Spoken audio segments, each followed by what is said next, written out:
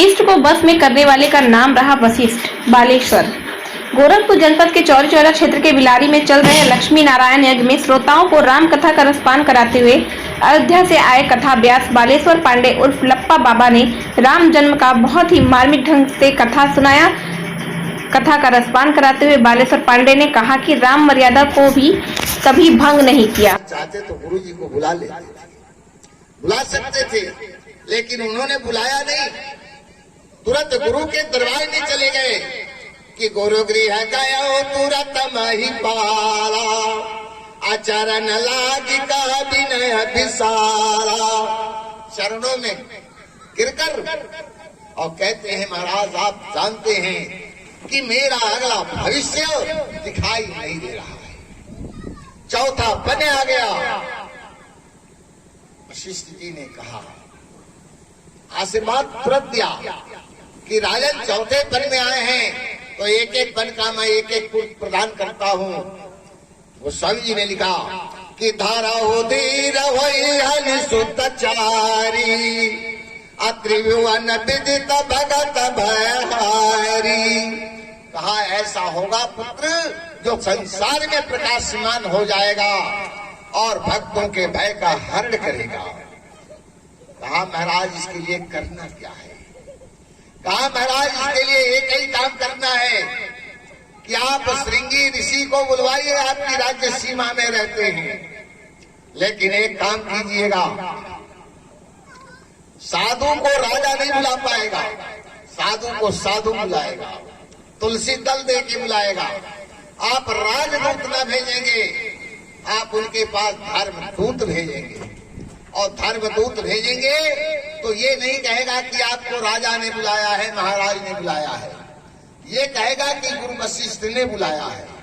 और गोस्वामी जी लिखते हैं कि श्रृंगी ऋषि वशिष्ठ बुलावा, श्रृंगी ऋषि वशिष्ठ बुलावा, अपुत्र काम शुभ यज्ञ करावा। यज्ञ हो गई और यज्ञ होने के बाद जब नारायण प्रकट होते हैं चरु लेकर, महाराज को दे दिया, कहा ले जाओ बराबर बराबर हिस्सा रानियों में बांट देना। महाराज चरु लेके आते हैं, कौशल्या सारी रानियां आ गई। महाराज ने सोचा कि बड़ा गड़बड़ हो गया। उन्होंने कहा है बराबर हिस्सा देने के लिए अगर 1/3 हिस्सा कर दे, 3 रानियों को दे दे, तो हमारे गुरुदेव के आशीर्वाद का क्या होगा? जब इसी से संतान होना है तो चौथा पुत्र कहां से होगा? चौथा पुत्र कहां से होगा? अगर 4 हिस्सा कर दें तो 3 ही महारानियां हैं, चौथा हिस्सा किसको दिया जाएगा? समस्या खड़ी थी कि नहीं थी? महाराज ने तुरंत विकल्प सोचा। वो स्वामी जी ने लिखा कि अर्ध भाग कौशल्य ही दीना, आधा भाग कौशल्या को दे दिया, उभय भाग आधे कर लीना। जो शेष भाग था हाथ में लेकर कैकेयी की तरफ बढ़ा दिया। विचार करेंगे, परिवार चलाना है, परिवार की नीति सीखना है, परिवार में सामंजस्य रखना है, तो भाई मानस से सीखिए। अब परिवार में क्रांति लाना है, युद्ध की स्थिति लाना है, तो महाभारत से सीखिए। क्योंकि हमारे मानस में 2 भाइयों में राज्य का बंटवारा हुआ। कैकेयी ने भरत के लिए राज मांगा तो राम जी ने कहा अगर हम राजगद्दी पर बैठ जाएंगे तो भरत गद्दी पर नहीं बैठेगा, हम अयोध्या में रहेंगे तो भरत गद्दी पर नहीं बैठेगा। इसलिए पहले वन चले गए, और जब भरत आते हैं तो सोचते हैं जिस राज्य गद्दी के लिए राम जैसा भाई वन चला गया, ऐसी गद्दी मुझे नहीं चाहिए। वह तुरंत उस गद्दी को छोड़कर वन की तरफ चल दिए। दोनों भाइयों ने विपत्ति का बंटवारा कर दिया। 14 वर्ष की विपत्ति टल गई और दोनों गद्दी बच गई, दोनों बच गई। लेकिन महाभारत में दुर्योधन ने कहा, ऐ केशव, अरे बिना युद्ध के सुई के नोक के बराबर घूम नहीं दूंगा, 5 गांव पे जाते हैं। विचार करेंगे, महाभारत हो गया, कोई नहीं बचा, गद्दी पर बिठाने के लिए एक अबोध बालक परीक्षित को बैठाना पड़ा। विचार करेंगे। इसलिए भाई मानस से सीखिए।